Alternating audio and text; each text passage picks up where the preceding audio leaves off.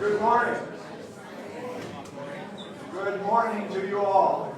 I think it's about time for us to get started. Welcome to this meeting of the Humanist Club in the Village. I'm Goldsmith, and I'm really glad to be here with you today. At my age, I'm actually glad to be almost anywhere. But Isn't that good choice? I want to thank Pam for setting up and providing for refreshments, and Eugene for his technical expertise and audiovisual assistance. All right. Are there any people that are new to this meeting here today?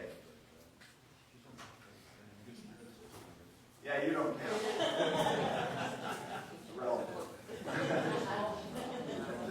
Anyone else? All regulars. Okay, then I'll make this feel short. This is one of our 2 monthly speaker meetings, usually on the 1st and 3rd.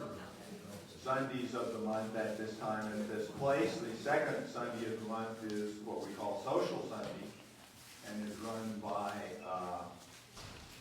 Pam for small table discussions, and then brief resumes from the table with regard to the topic that's at hand that you selected. This club does not have dues, but we do solicit donations. Pam, you want to speak to that? A reminder to please, it's not just a donation, it's really a cost share. If we don't collect basically $1 from everyone who even has 1 cookie or cup of coffee, I go in the hole.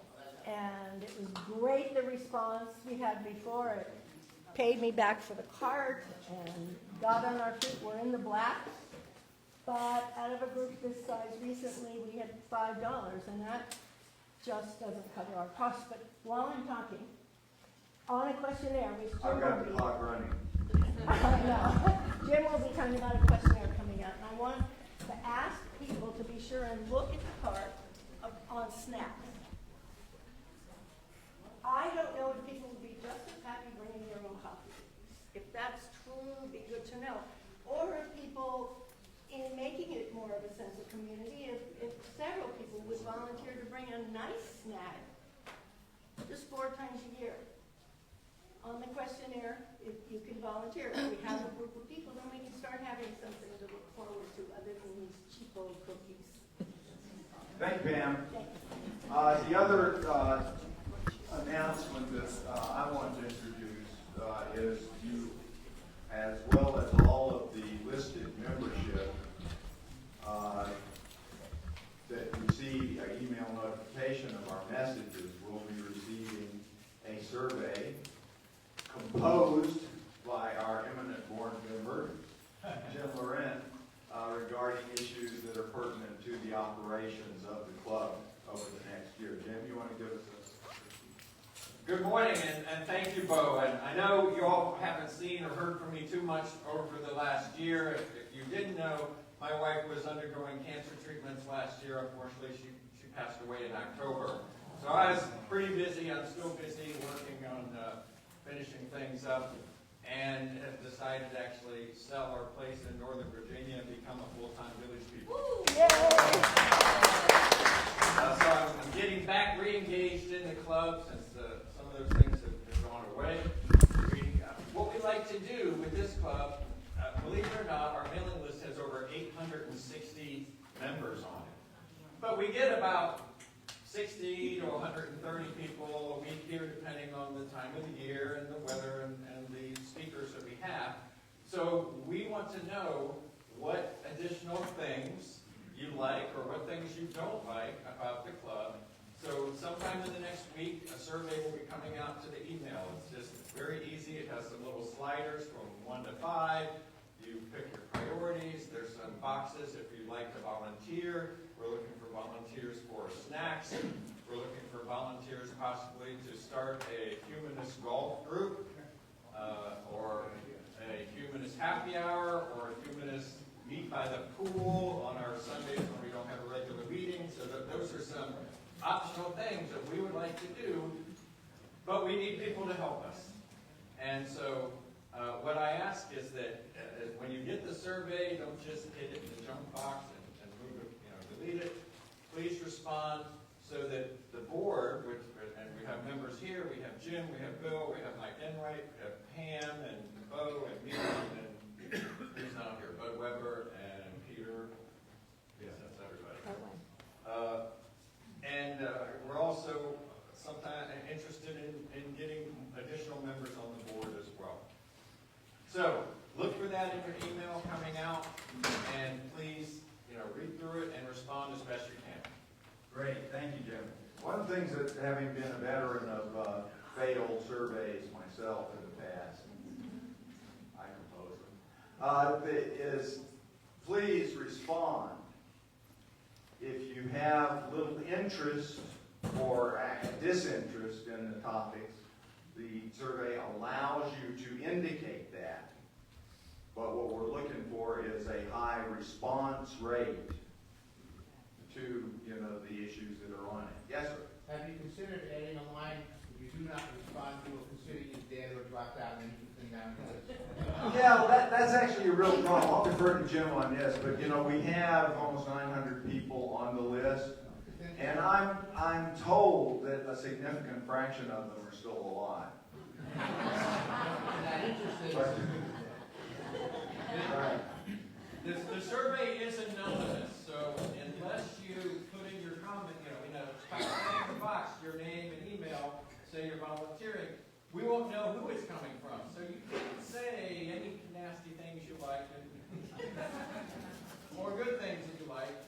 We won't know who you are unless you tell us who you are. May I comment also, if you're not aware, along those lines, we do have a comment and suggestion jar. And if you have a suggestion and you don't put your name on it so that I can get back to you, that's fine. But if we don't implement it, please trust we gave it serious consideration and chose not to for specific reasons. We did not ignore you. All right. Very good.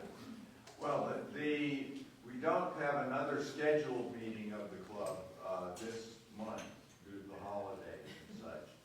The next scheduled meeting would be a speaker meeting on January 5th, where Jim Bogovic is going to talk about homeschooling pros and cons.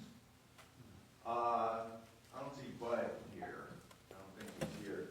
The next Freethinkers meeting, our sister club, is actually on the 9th of January, and that's when Mark Welton will be talking about the rule of law and how it's applied or not in this country at the present time. Today, we're very fortunate to have a very well-known and sought-after speaker today. But before I introduce Jim, I just want to, share with you. I got asked again last week, what's the difference? Is there any difference between an atheist and a humanist? And I'm always taken aback by this, but my answer was pretty straightforward. There is, in fact, a world of difference. An atheists are defined by what they don't believe in. Humanists are defined by what they do believe in. And without going through the various humanist manifestos that you can find, my short answer is always my favorite encapsulation of the humanist philosophy that Kurt Vonnegut stated back in the early 1990s when he was president of the American Humanism Association. He said the essence of humanism is commitment to behave decently without expectation of reward or punishment after you are dead. expand on that a great deal, but that's the fundamental basis as far as this humanist is concerned. All right, Jim Press is here today, and he is a historian and teacher of history, and is going to talk to us about the lost cause mythology relative to the post-Civil War era. And Jim is also an Army veteran, a retired Army officer, but I have it on good authority that he was not on active duty during the Civil War. Jim. Thank you very much.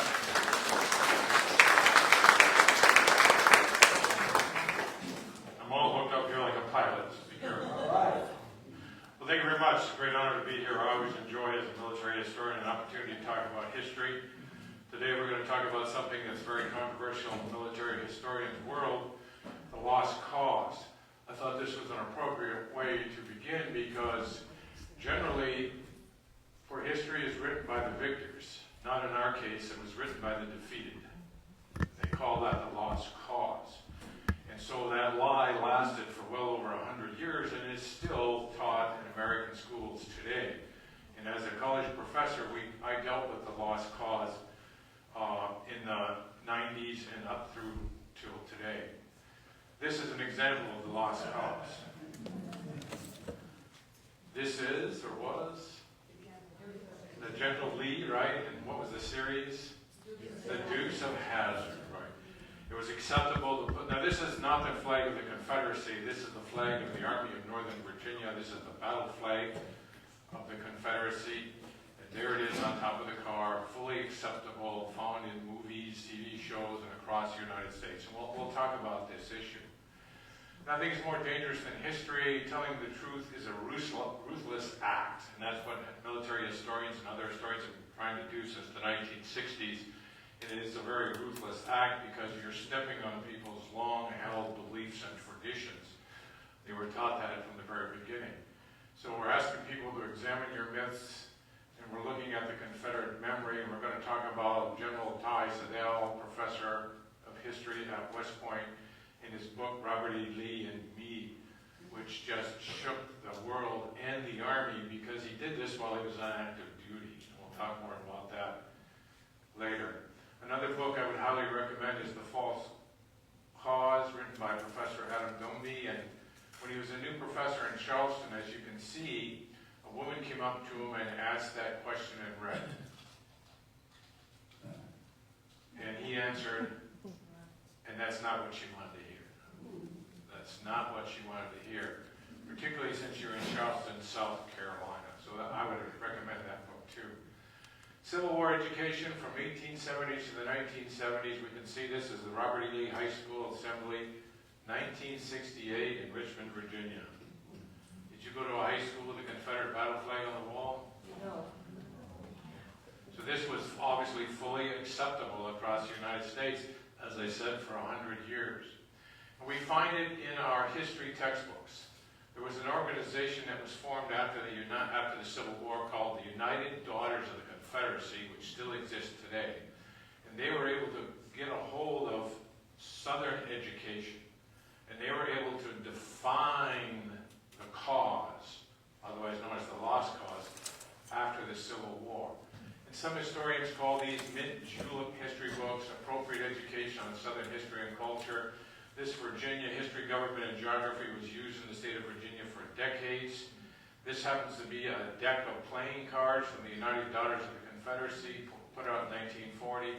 And all the cards, each card will tell you about how wonderful and great the Confederate cause was, and particularly the leaders of that cause. Here's one from Alabama, and in that book it says slavery was the earliest form of Social Security. Oh my God. Black Southerners were content to be second-class citizens, used in Virginia textbooks, and I just showed you an example. So when I talk about the lost cause, these are some of the tenets of that.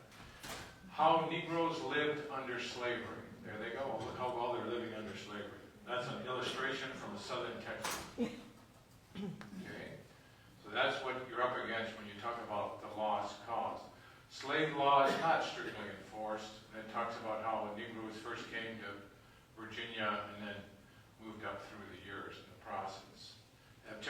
changed? Well, this is a 2018 United States history textbook, beginnings to 1914. And when we took a survey in 2018, only 8% of seniors identified slavery as the central cause. So in 2018, the lost cause and these misperceptions and these myths are still widely held across the United States. So what do the sources tell us? If we go beyond the textbooks and go to the primary sources, what do they tell us? Well, obviously slavery was the cause of the Civil War. And I have people come up to me all the time and they'll argue to the death that no, that's not the case, because that is so ingrained in many of us. And here we can see one of the most famous photos from the Civil War, a runaway slave. Obviously the evidence of they are not content in slavery. And that individual became a Union soldier and fought for freedom and the end of slavery in World War II.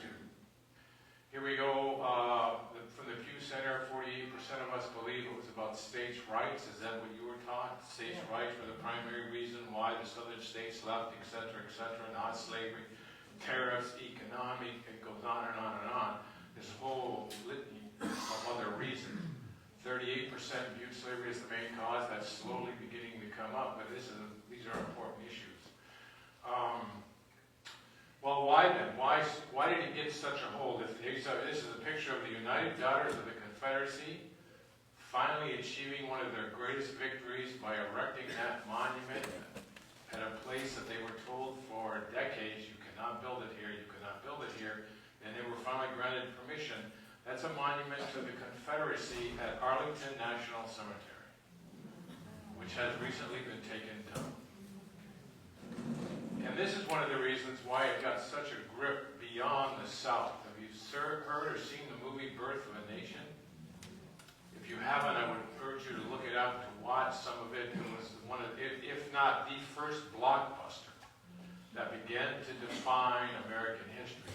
As I know from teaching history for 27 to 30 years, my students would come to me with their historical knowledge not grounded in high school or even junior high, but grounded in the movies and TV, et cetera, et cetera. The Birth of a Nation, we'll talk about that more in a minute. In 1869, just a couple of years after the Civil War, the Confederate Veterans Society created the Southern Historical Society. Its central mission was to eventually create what we call the lost cause. Nobody wants to tell your young child that great-great-granddaddy fought for slavery. No, great-great-granddaddy fought for states' rights, economic freedoms, etc., etc. So the Southern Historical Papers became a very powerful collection of sources defending every aspect of the Southern war effort. This is known as a carpetbagger. That term was created and defined by the Southerners, and that label was put on Northerners who came south after the Civil War to assist, to aid, and help. No, in reality, we all know they were just rich, greedy Northerners down here to continue to destroy us. So that's an example of a lost cause. And there they are, the United Daughters of the Confederacy, how white Southerners would recall the Confederacy, how Southern socialites rewrote history. That is true. How a group of Southern socialites began chapters that spread across the South. Some of them still exist today.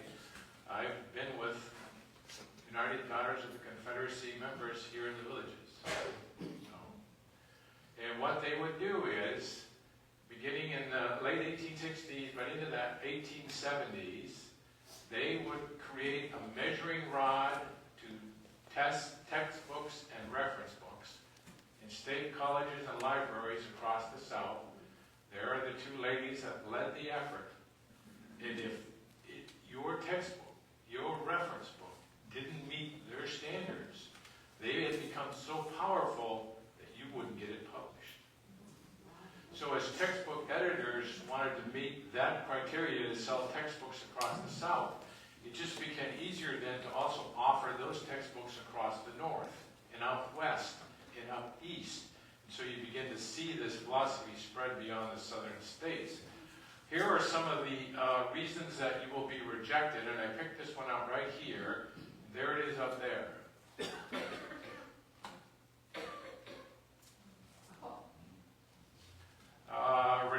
textbook that glorifies Abraham Lincoln. Reject the textbook that omits the tale of the South's heroes. Reject a book that calls Confederate soldiers a traitor. And that became a very powerful and influential source. The actual term was coined by a Southerner, Mr. Pollard here. Here's his book, The Lost Cause, A New Southern History of the War of the Confederates, which came out just after the Civil War. The ink was hardly dry and the war was over. And that became entrenched and gave birth to a nation, and then the United Daughters of the Confederacy helped it. Now, to explain in more detail what the Lost Cause was, I use a number of sources. One of the sources I like to use is the American Battlefield Trust. And it's difficult for people to tell me that's a woke source, that's a liberal source, that's an untrustworthy source, because they'll immediately attack my sources and my message. So generally, a lot of people that are very in tune to the Civil War trust the American Battlefield Trust. They do very good work, and therefore it is a good source to use. First and most important, little or nothing to do with the institution of slavery. That's the central tenet of this. Push slavery off to the side. Slavery was portrayed as a positive good, submissive, happy, and faithful slaves. There are some examples, and we all know where that's from, right? And there they are, happy slaves. There was no need for you Yankees to come down here and invade us. There was no need for you Yankees to start a war against us. And so that can be a very powerful tool. And as we can see, images that lasted well into the 20th and 21st century are part of that process.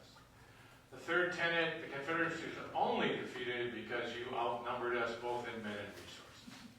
That's the only reason. You didn't have a better cause, you didn't have a greater cause, you definitely didn't have the greatest generals of all time.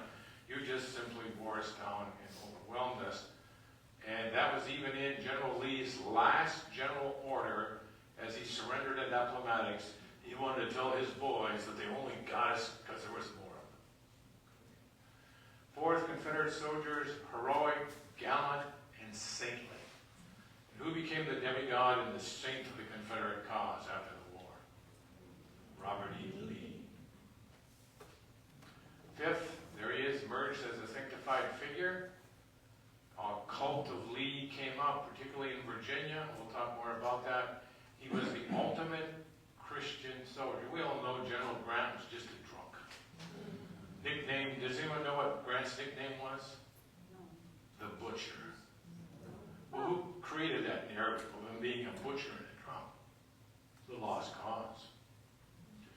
Finally, Southern women steadfastly supported the cause, sacrificed. See, you don't want to think that your husband, your son, the uncles, your fathers were sacrificed for any reason but the most glorious. And there's the ladies that led the cause. Movies on the Lost Cause, The Birth of a Nation, we already mentioned. There's two different posters that would have come out at the time of its initial release. You can see there, there's the evil Lincoln being sacrificed. So the movie comes from The Klansman. There's the book by Thomas Dixon. And Thomas Dixon was a classmate of Woodrow Wilson. You know him? And they kept together well after university. And there he is. And this is one of his objectives in his own words. See that right there? Wow. And so who's the greatest organization ever created to ensure that will happen? The KKK. So there's an actual scene from the movie. There's the Klansman. Oh, and look who we have to put in our place. And this was the first movie ever screened at the White House. President Wilson loved it, praised it, championed it, and did a lot to spread it across the United States. In fact, there's one of the official invitations to be invited to the White House and see the very first movie ever shown there. So that becomes a powerful tool outside the South that embedded this lost cause across the nation. There's another scene from the movie. So we all know that these freed chicken. So there we are. They got themselves in politics, and the only reason they got themselves in politics is because the Union Army's here, and we have to dismantle this system of Reconstruction. Ever seen that movie? In fact, that movie was released on this date, 1939? Everybody know who this is? That's how you learn your history. That book is filled with the lost cause. And if you can remember scenes from the movie, you can see multiple scenes of the lost cause. And you watch that over and over and over again. For a while, what was it, Turner Movie Classics, TMC, took it off and then decided to put it back on, and you'll see they'll discuss it before they show it. Here's another scene from the movie. We know that only free black men was this guy, and he can see he's a fat cat come to profit off the misery of the South. So there's an example of one of those lost cause scenes in the movies. This is from the 1930s. There's Errol Flynn. This is from the 1970s. There's John Wayne. I don't know if you've seen either one, but you'll see the lost cause in both of those movies. Now here we are. By the time of The Undefeated, we're over 100 years removed from the Civil War, and the lost cause is still powerful.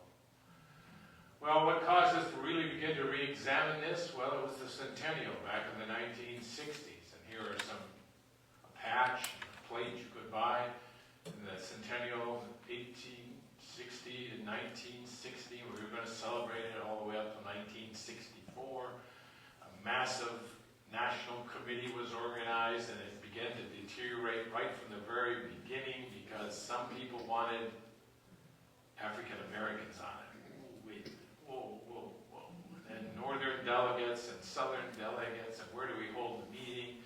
And so it began to show problems and cracks from the very beginning. And as they attempted to, I don't know if you remember any of it, but as they attempted to celebrate this across the United States, some other individuals decided that it was time to begin to make some changes. Another thing that brought it to the forefront was the rise of the civil rights movement and the reappearance of that right there, the Confederate battle flag. That flag was non-existent after the Civil War. It wasn't until the late 1950s and particularly the 1960s that it made the massive reappearance as a symbol to stand against what was beginning to happen across the South, to stand against Martin Luther King Jr. and the civil rights movement. These are the two leading. This is Kenneth Stamp, and this is the Dean of African American Historians, John Hope Franklin. These are the two scholars generally credited with identifying, explaining, and exposing the lost cause and urging others to act against it. And with that, these are the two books that I highly recommend. The False Cause is about what happened at the University of North Carolina and with its statue that was on campus representing the heroic, chivalrous Confederate soldier. And this one is the Southern's reckoning with the myth of the lost cause, and that's the Robert E. Lee statue, I believe, in Richmond, Virginia.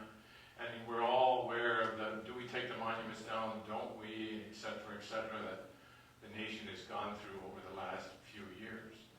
Now I bring this man attention. You can see here, he was a full colonel at the time. He retired as a brigadier general.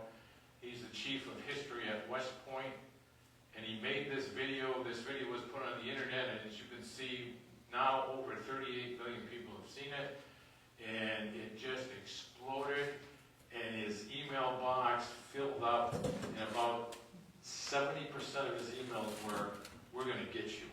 We're going to kill you. You're done. You liar." They go on and on and on about how what he said was horrific.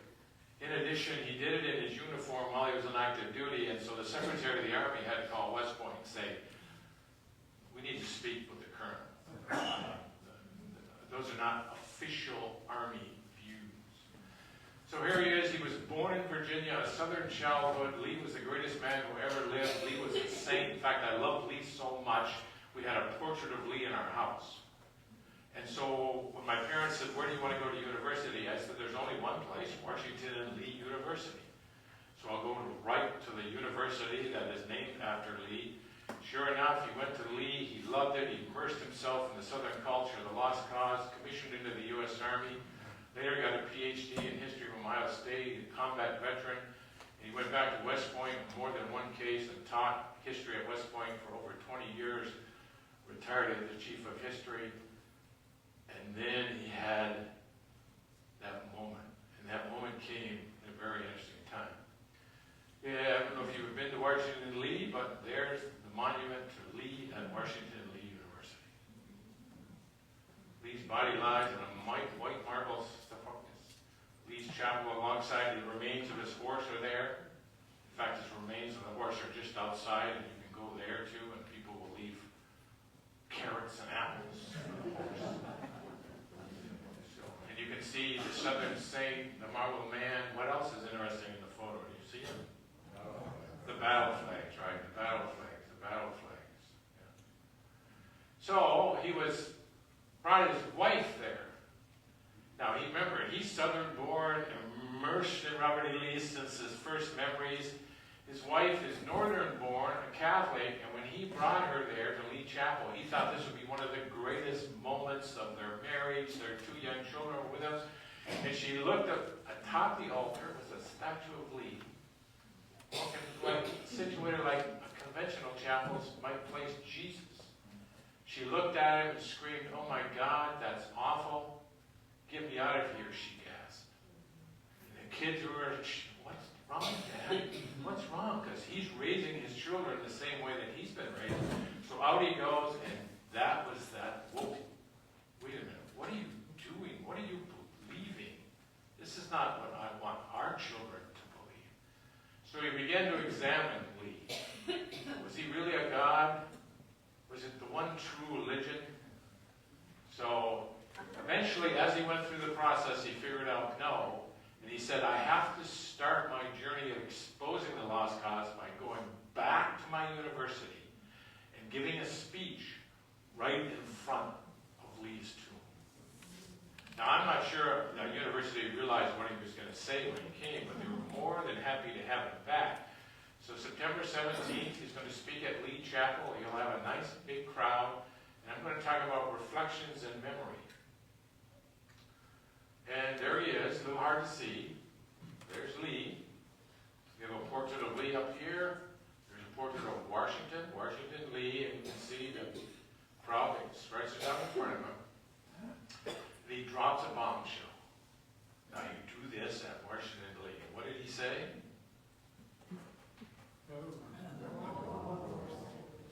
I mean, they probably started falling out of their chairs, they probably gasped, they needed oxygen, somebody called 911. And that's what he said ultimately in that video that's had nearly 40 million views. And this is why.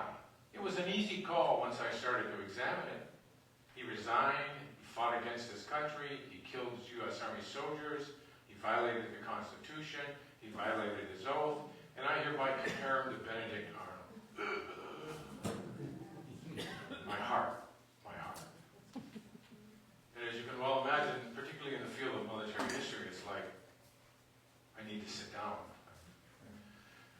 And then he goes through that says, you know, if you examine Lee's life, Lee was a slaveholder. Lee sold and bought human beings. He punished them. He whipped them. He separated families. In fact, that's one of Lee's slaves. Now, we're not sure who the 2 younger girls are. They're possibly her children. But photos of Lee's slaves are very difficult to find, but there is one. And he profited more than any other Army colonel that also might have had slaves before the Civil War. So it was an economic incentive for him, too. The most damning indictment was the way he talked about the Emancipation Proclamation, a savage and brutal policy. So you can see, you can begin to expose the real Lee. After the war, he had also examined that 4/5 of the graduates remained loyal from West Point, 50% of Southerners remained loyal, 7 out of 8 U.S. colonels from Virginia remained loyal. Lee was the only one to resign. The other colonels from Virginia remained loyal. 12 of 15 colonels from other Southern states remained loyal. So he presents all this evidence and begins to shatter that myth. And one of the things West Point would not do is they would not honor Lee after the Civil War. West Point only honored Union soldiers, Union officers, and they did that all the way up until something began to happen. And then we'll see another change. So slavery, it was slavery Lee fought for, so why bring Lee back to West Point? Well, we're going to bring him back because we want to support segregation. We want to protest African Americans at West Point. Army leaders believed in the lost cause. So when the first black cadet was accepted and made his way through West Point, people started to get nervous. That's Henry Flipper. So as more cadets are let in, we then begin to say, we have to fight this desegregation. You'll begin to see memorials appear. You'll begin to see portraits of Lee in his uniform. And we're sending a subtle yet powerful signal that we don't want black cadets at West Point. These are the first three. That's Henry in 1877, 1889, 1887, 18, and then 1889. And then there won't be another one until 1936. So, and he is thrown out on trumped-up charges. He doesn't have a long career. He will, in fact, he will make brigadier general in World War I. And then he'll be quietly pushed aside because we don't want any black generals over in France fighting with the U.S. Army. So, and I don't know if you're familiar or not, but when you're accepted into West Point and they don't really want you there, they silence you, which means no one talks to you unless it's official business. So you'll be in a room by yourself, you'll eat by yourself, your professors will only talk to you when needed, and the cadets will shun you. So it's hard enough to go through West Point, but can you imagine going through there being shunned? And so it's an amazing story of these cadets. So it was institutional racism at West Point and in the Army, and therefore we can see that particularly at places like West Point. And then it only got worse. This is an official 1925 War Department study. Well, what should we do with African Americans? Because we let, how many we let in during the Civil War? Well over 100,000. They fought for freedom. They won the Medal of Honor. We let another 100,000 in during World War I. So we sent some of them to France. They fought very well with the French Army. But in 1925, we're examining them, and we really know that they're all inferior. They all panic in combat, which is absolutely against the military record of both the Civil War, the Spanish-American War, and the First World War. But you can be an Army colonel, you can be a racist and a segregist, and you're on the panel, and so you can say and print exactly what you want. You can see here that when they redid this study in 1937, now they can't serve in combat. Well, if they're going to, they can only serve in segregated units. And no black officer can ever command white soldiers. No white soldier can ever take an order from a black soldier, etc., etc.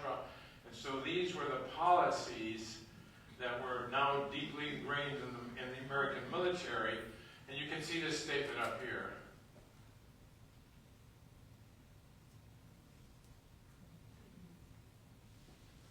And here's these are soldiers in the U.S. Army after the First World War. And they are the very first park rangers in our national parks. So the parks were created with no means of enforcement, so they decided to call up the Army to enforce the parks, and many of those soldiers were black soldiers. So this is what you're up against.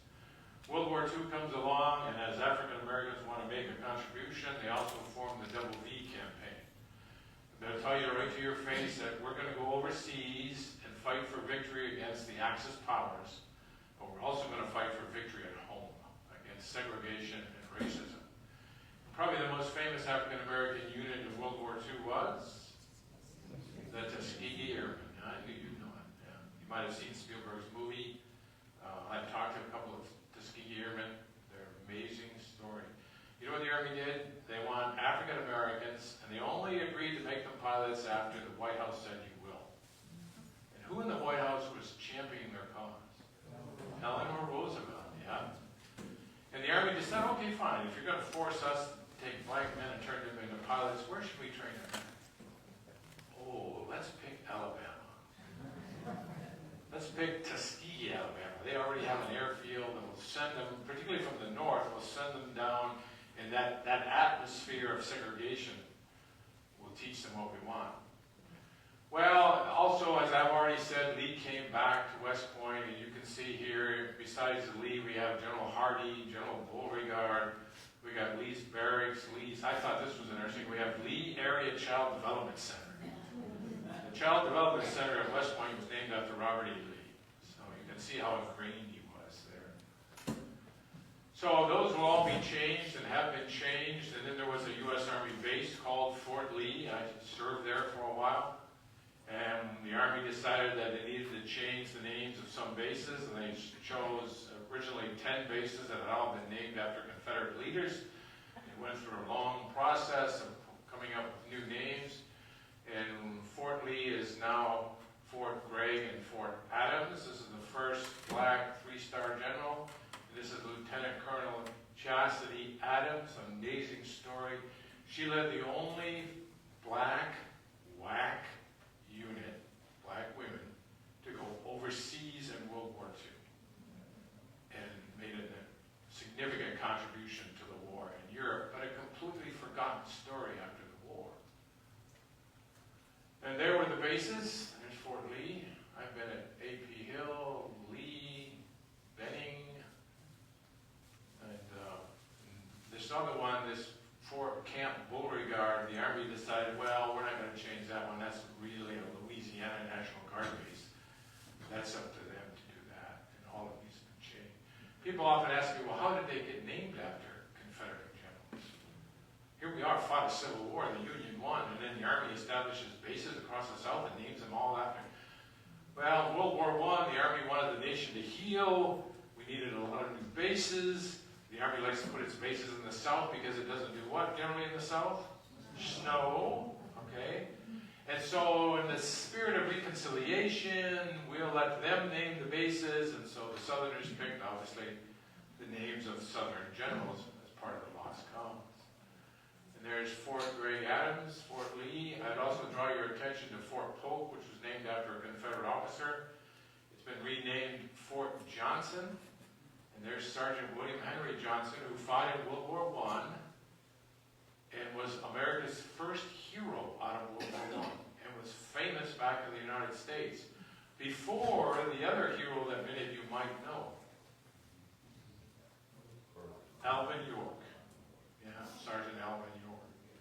But then after the war, Alvin York continued to rise in prominence until Gary Cooper made that movie about him, and Sergeant William Henry Johnson faded from sight. So, and you can see that the other bases, this is Fort Barfoot, named after a Native American sergeant. This individual down here, Chief Warrant Officer Michael Mosh Sr., fought in World War II, the Korean War, and resigned his job as a commercial pilot and went back to fight in Vietnam. So he won the Medal of Honor, he should have won the Medal of Honor. The Army also had an unspoken and unwritten policy that no African American will ever be awarded a medal for heroism. So that's why you see the Army started in the 1980s and has been reviewing cases ever since and issuing medals of honor to individuals that are long gone but trying to correct the record.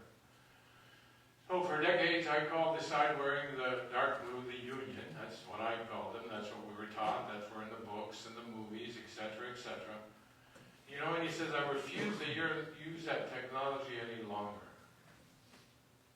They didn't fight in just one war. The men in the U.S. Army fought for the United States of America. The names we use, the vocabulary we use has a meaning. I mean, the United States and the Confederacy won the vocabulary race. They set the terms. They laid down the story, which lasted for well over. Union, Confederate, blue and gray, North and South, Yankee and Rebel, lose the fundamental difference between the two sides. Confederacy fought the United States of America. I will call these men who fought to save their country the United States Army, and those are U.S. Army soldiers. Now, the old traditional Civil War reenactors and stuff, when I tell them that, you can just see their face start turning red. So, in this process. But Each part of this is important and significant. So is history being rewritten? Is it being corrected? Is it the woke cause driving it, etc., etc.? Well, it's recovering a story lost and creating a more accurate portrayal of the past. The general would ask, well, who chose the history that you know? We didn't choose it. It's not our history. It was theirs, carefully crafted to represent one side or another. And that's the real question.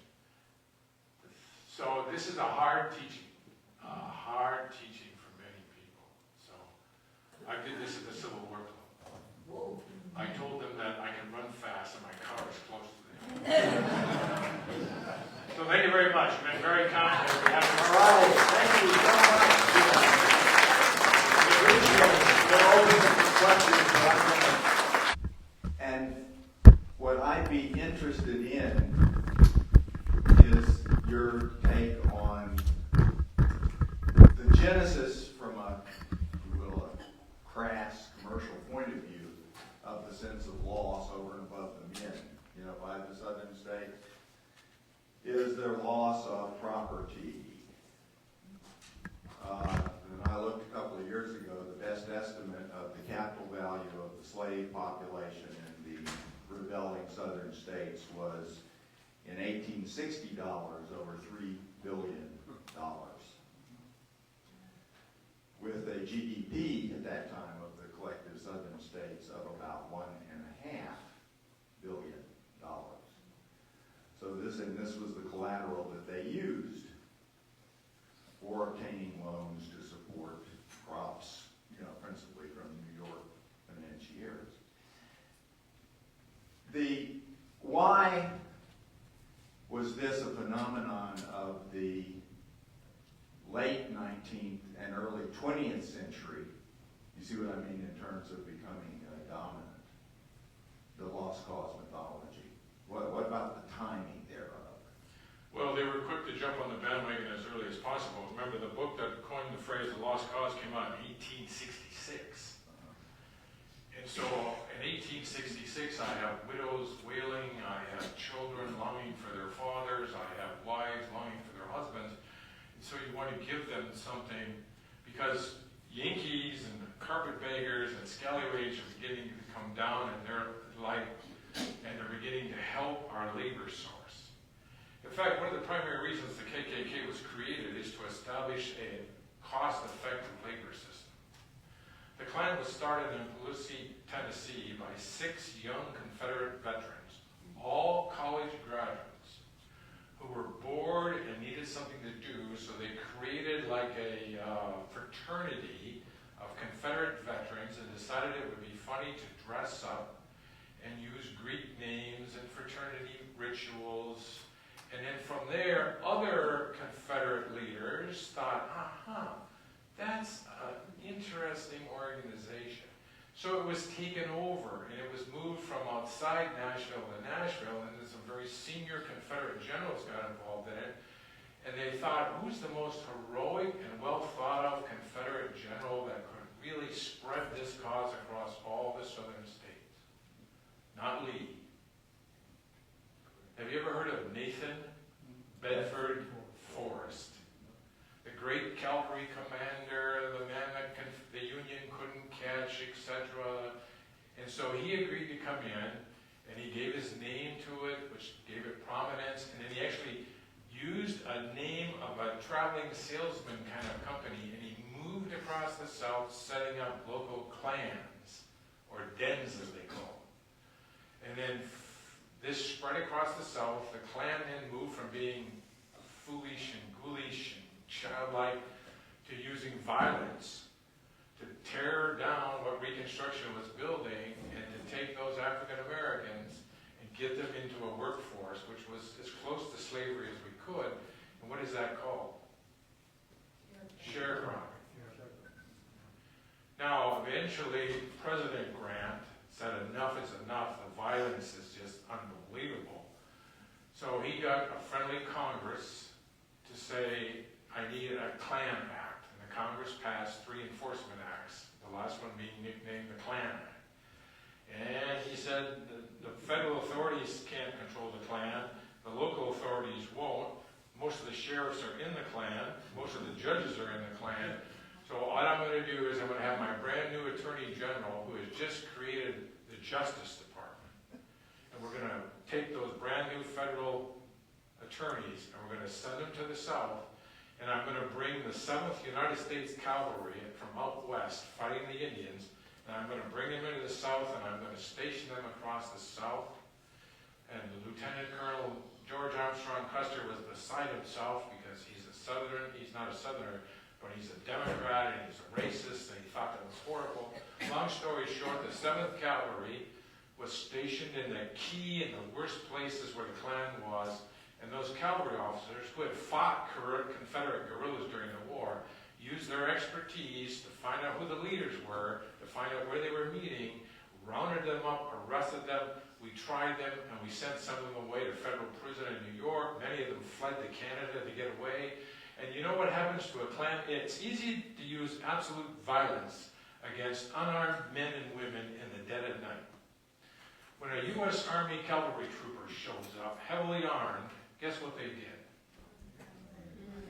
And then, when you put a little pressure on them and tell them you're going to go to jail for a long time, what did they do next? Oh, he's in the Klan, she's in the Klan, I'll identify her as a Klan member. So General Grant, President Grant, and the U.S. Army broke the Ku Klux Klan. Then they re-emerged in the 1920s. And then they faded away and they re-emerged in the 1940s. So that's my little story. All right, thank you very much. Don't get me started. All right, Vera. Do it. Thank you, thank you. How was your Civil War presentation? Was it accepted? Did you have to run back to your car? How did it go? No, I didn't have to run back to my car. It went well. Yeah, well, I noticed one thing I was very proud of is I saw individuals and had a sense of people that usually don't come to the Civil War Club. And I was very appreciative of that. Yeah. And it's a long, the lost cause has been ingrained in the United States now for over 100 years. It's just not going to go away. Particularly when you grew up from the 50s to the 60s to the 70s, you were taught, you watched movies. So it helps that I'm paid too. Thank you for the presentation. Thanks for the presentation. This may be a topic in and of itself, but could you address Christian dominionism that grew into, that supported racial division and slavery, and then maybe how it grew into white Christian nationalism today? Well, I can say that one of the tenets of slavery before the Civil War was the Southern Christian Church. Generally on almost all the large plantations, they allowed slaves to go to church on Sunday if the message was carefully crafted, which it was, and we can go into the Bible and we can find where the slave and master relationship, this is what God wanted, so as long as you're teaching that, that's fine. And then you'll see that after the Civil War too. I mean, the sheriff, the mayor, the judge are in the Klan. Who else might be in the Klan? The minister. And so you'll see that connection there. Where it went after that, I'm not an expert on that, but I do know that. In fact, have you heard of Frederick Douglass? Everyone know Frederick Douglass? An amazing story. We read his narrative in college for years and talked about Frederick Douglass and he's some powerful words against Christianity. So what he would do is he'd sneak away, get a few of the fellow slaves to sneak away on a Sunday afternoon, and they would study the Bible from their point of view. And so there's an amazing story. So, someone else? Well, thank you very much. Great presentation. It seems like it was a mythology that was created after the Civil War about how it was in the South, but in 1850s or 1860, I know slavery was a fall, it was going to die at some point, but was that the only reason you think? Because I think even Grant, his wife, family owned slaves, and Grant owned one for a while. Yeah, Grant owned one that was given to him by his father-in-law, and he eventually freed him. But I just wonder, was everybody up against, let's get rid of slavery? Do you think it was that? Well, abolishing slavery was not popular even across the North. In fact, when the Emancipation Proclamation was finally issued,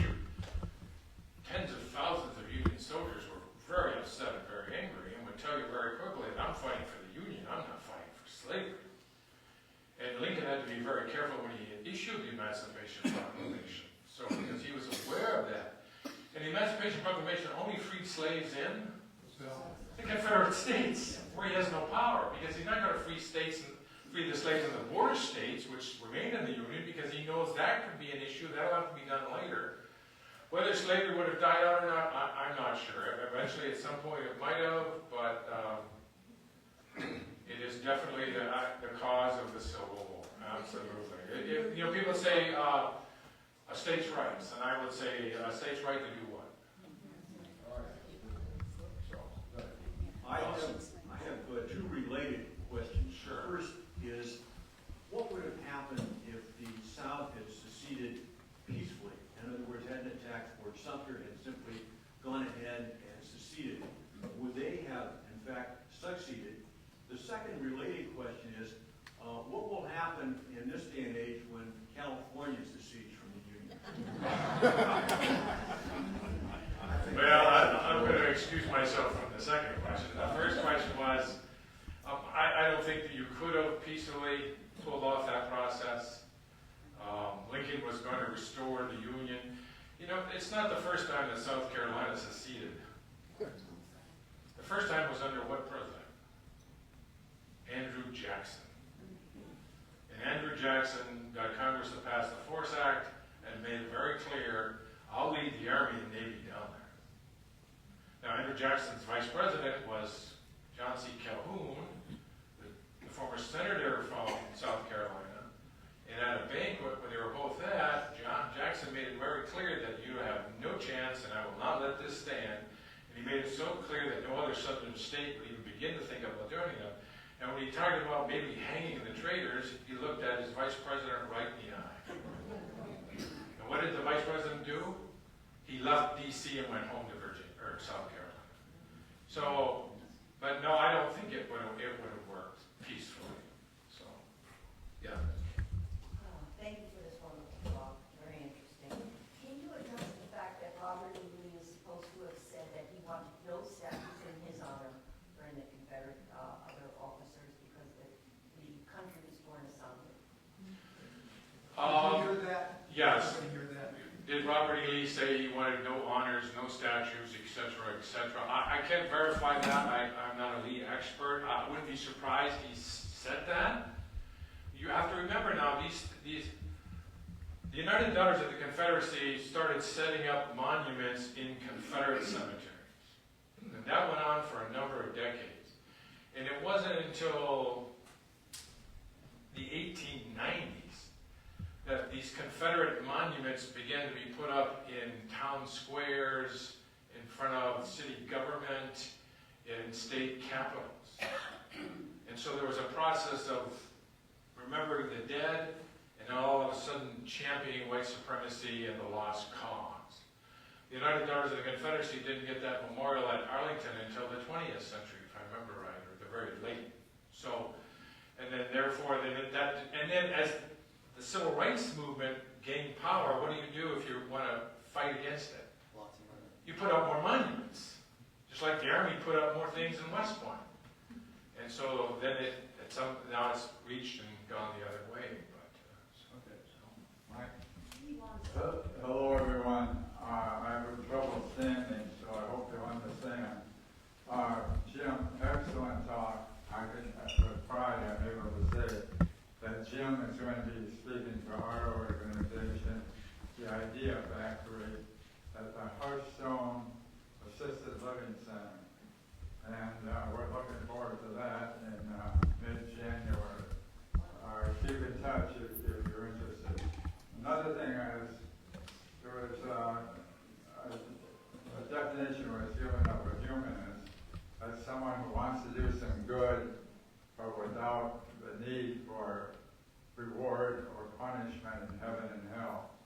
Well, I started a group of volunteers, and we walk our assisted living personnel. We walk them places, and we talk to them. We teach them things about music and art and so on. And you can be a part of that too. Just email me at powerteach, POWERTEACH, poetteach@hotmail.com. poetteach@hotmail.com. If you're interested, thanks very much. Thank you, Mike. Thank you for your presentation. I would like to bring up some information. Hold it. We have the power of the mic here. Oh, okay. Okay, real quick, could you talk a minute about the articles of secession, which, how many of the southern states mention slavery, et cetera, and Yeah, they all wrote articles, or they all put their reasons leaving, and a number of them specifically identified slavery as the reason. Texas, South Carolina, I believe. I don't know them all off the top of my head, but you can go to the actual articles and you can see that in their minds, Andrew Stevens would become the vice president of the Confederacy, made a speech, or leaving because of slavery. We're going to, the institution that is, they couldn't believe which would become the Confederate generals and leaders, they couldn't see a world without slavery, because slavery is what? The labor force, the wealth. I can't be a wealthy plantation owner if I pay them. And then there's racial superiority and all of that, so yeah, it was a number of them. Not each one of them, but a number of them did specifically mention slavery. I was born and raised in the South. That's southern Iowa. Interestingly enough, there's a roadside marker in the park where the oldest Confederate volunteer was buried in a northern state. My question is, are we moving towards more of what we're getting, or away to civility, history matters of facts matter? Well, we're slowly chipping away at the lost cause. I mean, we did it at our college. We had a fine history department, and we taught a number of courses: African American history, women's history, Native American history. I taught the military history courses from the Revolutionary War all the way up through to Vietnam. And in my military history courses, I always talked about the contributions of African Americans. I mean, who's one of the first persons killed at the Boston Massacre? Yeah, so you can start there and then go all the way up to the modern era. So, well, we're making progress. I mean, I'm here. I survived my time in the Civil War Club. I go back a number of times. So. Thank you for the presentation. You're welcome. Good. Along these same lines, my understanding in kind of reading about the Old Testament and the New Testament is that there really isn't anything in it that is saying God, if there is a God, thinks that slavery is wrong. In the Old Testament, it's more that it existed and kind of has a historical basis. But in the New Testament, there's a couple of writings from Apostle Paul in which he says in the Oceans and I think Hebrews and maybe another book that he's trying to soothe those who were in slavery at that time, saying to accept your lot in life, so to speak. And his words was not that it's bad, but I'm trying to help you because it's a nice thing to do in essence. My question is, and it's not necessarily directed solely to Jim, does anyone, and those kinds of words in what Paul wrote has been used by the Klan as their justification to do some of the things that they have done from a racial perspective. So my question is, does anyone know if there's any other justifications that the Klan had that they got from the New Testament or the Old Testament that allowed them to, in their minds, do what they did in the past? Thank you for the question. The devil can quote scripture to his own purpose. That gentleman right there. Okay. He wants to ignore me. I'm doing my best. want to bring it to the present time. Sure. When I see a Confederate flag, I have a visceral reaction to that. And I was in a school in Marion County tutoring, and I heard the 4th grade class singing Dixie. I also had a visceral reaction to that. What's your take on the predominance of seeing those things and that kind of thing we see with our culture now?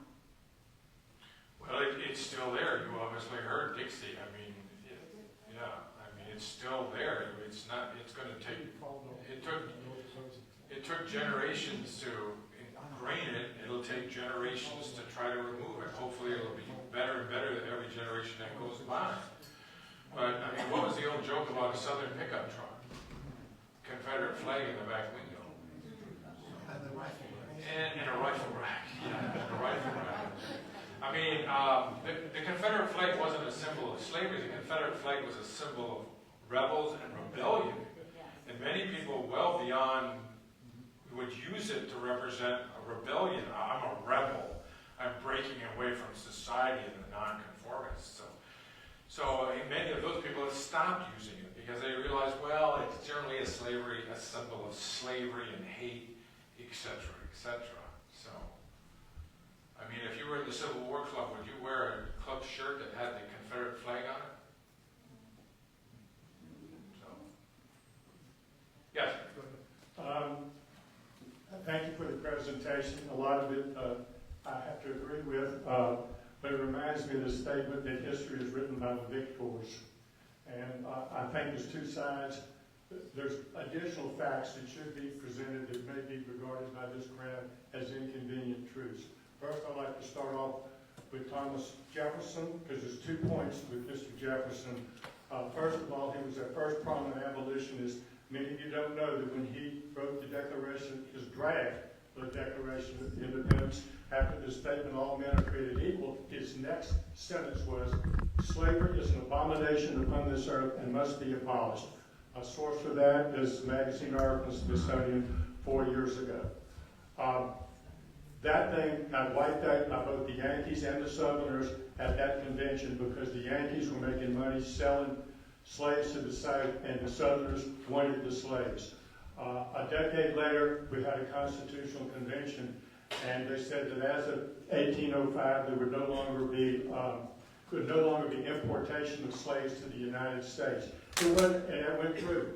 29-year gap. Why? By then, the South had grown their own enough slaves that they didn't need to import future ones, and the Yankees couldn't make money off selling them to them. So that's what happened. Ironically, the reason I bring up Mr. Jefferson is 2 years after that, about 1805, New England had a large group of prominent politicians, including John Quincy Adams, that tried to get the New England to secede from the Union. And that's at a time when those people were well aware and active in what had happened at the Constitutional Convention. So at that point, it appeared that at least New England thought that states had a right to secede. That's as of 1805. We don't hear about that anymore. Going forward to the time of the Civil War, what were the causes of the Civil War? I got a surprise when I went to the Huntington Library in Los Angeles and they did a big presentation on this where Mr. Huntington had been an avid collector of all the documents relating to the start of the Civil War.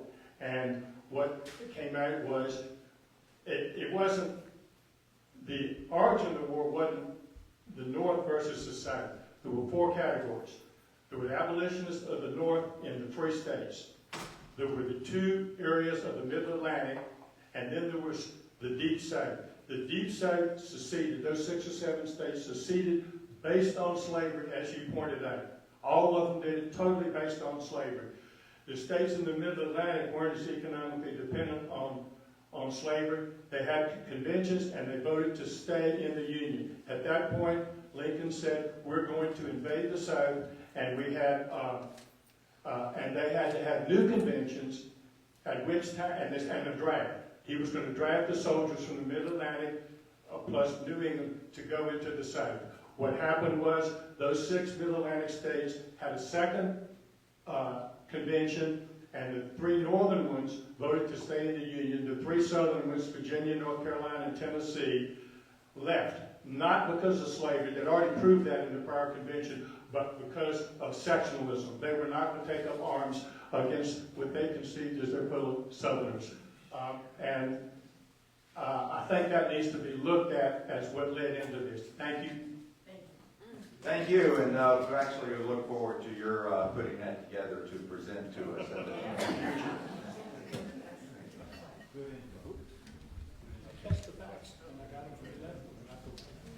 I find it very interesting how otherwise intelligent people can pervert history, distort it, lie about it for their purpose, for their cause. I've had my own experience with a totally different historical subject, trying to discuss it with people who have perverted history to make their own belief. I've never been able to successfully talk to anybody who feels that way when they perverted history. Have you been successful in when you talk to these people at changing anyone's opinion when you try to explain facts or historical information? Well,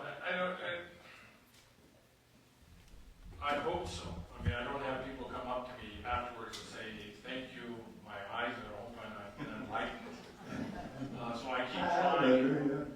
I keep trying and I keep praying, but absolutely, I mean, as a professor of military history who spent a considerable amount of time teaching about the rise of the Third Reich and the Nazis, and there's a perversion of history. And obviously we know the Holocaust and all of that. I also spent a great deal of time studying the Russia, the Soviet Union, spent time there, and there's another example of the perversion of history for evil ends. So it's just not the lost cause, but as you well know, it's in many areas. So, but you never give up. You keep moving on. Yeah. I want to stick to the United States because we're all aware that there's slavery all over the world still and human trafficking as well. But just in this particular area you're discussing, I thought it might be interesting for people to know about Fever in the Heartland, the book about the rise of the Ku Klux Klan again. I think that was in the 40s, and they had one of the biggest rallies in the world, Madison Square Garden, and how that happened. And everybody in those towns where it wrote, everybody was a member of the Klan. Everybody. The other thing that I found really interesting, because I like to learn about the other side, is reading Thomas Sowell. And one of his most interesting books is Black Rednecks and White Liberals. And when you show the picture of how they depicted the people in Congress eating fried chicken, etc., he kind of explains that, and that is a quite a pretty common stereotype. The non-fidelity in relationships was a result of being split up from partners. You didn't raise your children. You didn't get to stay with your wife. It wasn't something that generations learned. Kind of the whole attitude about the Southerners at the time they owned slaves. Had you read any of his stuff, Thomas Sowell? Okay, so you know, at the time they owned slaves, they sat around and drank mint juleps. Well, the slaves, when they got free, thought that freedom is sitting around and drinking mint juleps and relaxing. So they learned their habits from the people they lived with. But Sowell does not believe that reparations are right, as you know. He's a conservative. But his insights are really something to read, so I highly suggest that book. I would agree with you about the Klan came back in 4 iterations. The first one right after the Civil War, which was broke. Then it came back. The movie The Birth of a Nation played a great role in bringing it back. And that's when it was at its largest membership, probably well over 4 million. And I would agree with you that many of those millions were in the northern states. In fact, the state of Indiana had one of the largest Klan organizations within that state, and its Klan leader became a very powerful politician within the state. The Klan did have a massive march on Washington, D.C., with the streets were filled with people watching that parade. The Klan came out with its own catalog. It made a great deal of money, millions of dollars of money, on selling robes and hoods and sashes and then that came crashing down when the leaders of the Klan were exposed. Then it started up again after World War II, when the civil rights movement really began to make a difference. So.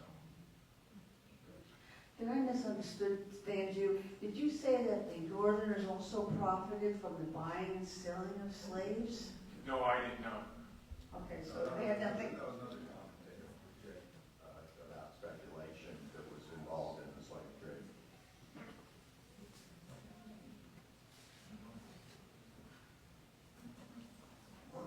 Excuse me, on the same subject of slave trade, how much did a slave cost in 1860? I do not have an exact dollar model. It all depended on male, female, age, etc., etc. A young male would cost a considerable amount of money. Going rate was about $800 Okay. in 1860 dollars. There was a slave market right outside the U.S. Capitol. I'm sorry? I said there was a slave market right outside the U.S. Oh. Capitol.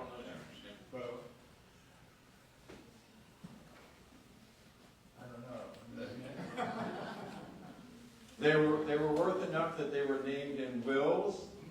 During my genealogy for my wife, one of her great-great-grandfathers came over to Rappahannock, Virginia, old John Grigsby. We have his will. It has named specific slaves, Sambo and John and Beth and whoever, and which children they went to, alongside his cows and his pigs and other things. So they had enough value that, they had to be listed up. Well, it was the principal capital asset of the rebelling southern states, actually.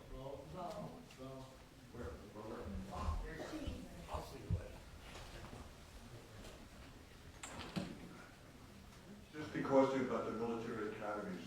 We watched the game yesterday, the Army Navy, and the marching of the academies coming in. It seemed to me that there was still a heck of a lot more white soldiers or cadets than others. Is that true, or is my perception, or is there the ratio more normal? I don't know what the ratio is. There are more cadets of color in the academies than ever before, but it's still, it was a very difficult process. So,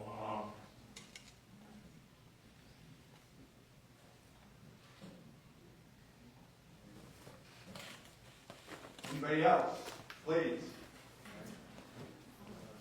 I don't toss the mic well, so.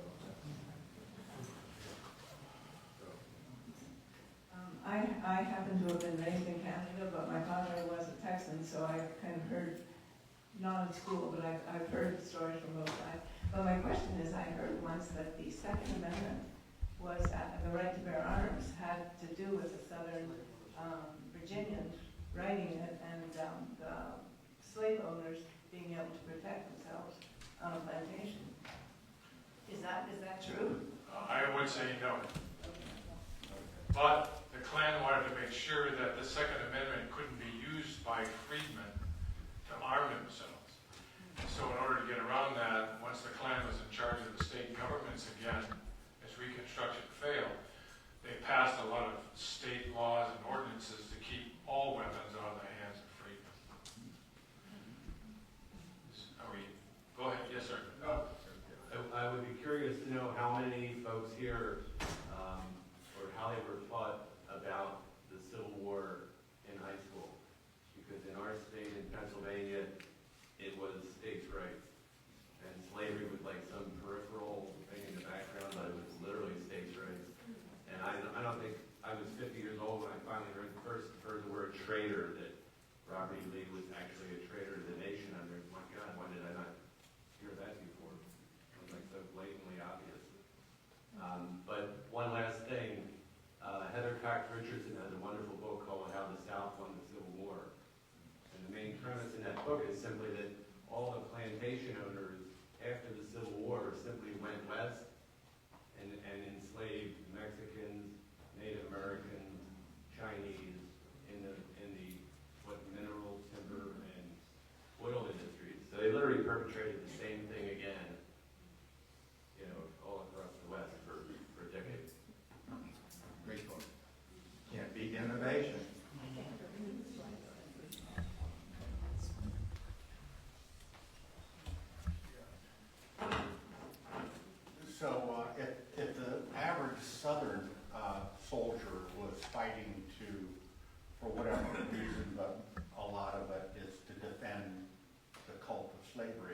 what was the average northern soldier fighting about? What was his or her, I guess, his incentive?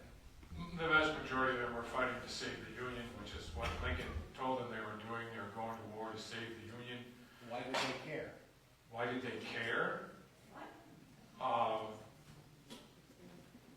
Because they were Americans and they wanted to save the United States, and they believed that southern states breaking free were destroying the Union.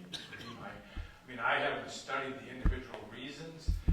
Generally, you see that, and as I said before, that when Lincoln began to make the war about freeing the slaves, the abolition, the Emancipation Proclamation, many of them were upset.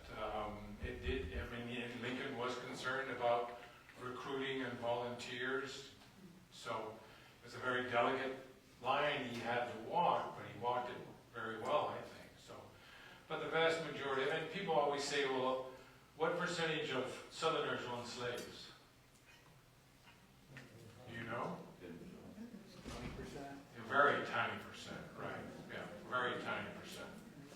So why then did Southern soldiers go? If they don't own slavery, why would they go to defend slavery? Well, in many cases, they're going to defend their homes, their way of life, etc., etc.